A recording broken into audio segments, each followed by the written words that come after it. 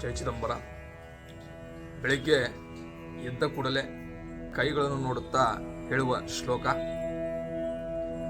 ಕರಾಗ್ರೇ ವಸತೆ ಲಕ್ಷ್ಮೀ, ಕರಮಧ್ಯೆ ಸರಸ್ವತಿ, ಕರಮೂಲೆ ಸ್ಥಿತ ಗೌರಿ, ಪ್ರಭಾತೆ ಕರದರ್ಶನಂ.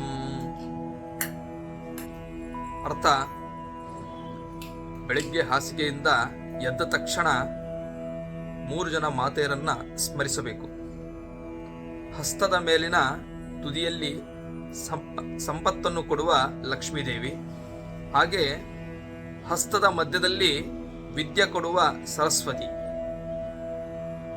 ಹಸ್ತದ ಬುಡದಲ್ಲಿ ಅನ್ನ ಕೊಡುವ ಗೌರಿದೇವಿ ಎಂದರೆ ಅನ್ನಪೂರ್ಣೇಶ್ವರಿಯನ್ನ ಸ್ಮರಿಸಬೇಕು. ಅದನ್ನ ಸ್ಮರಿಸಿಬಿಟ್ಟು ಕೈಗಳನ್ನ ಎದ್ದ ತಕ್ಷಣ ಕಣ್ಣಿಗೆ ಒರೆಸಿಕೊಳ್ಳಬೇಕು. ಚಿದಂಬರ.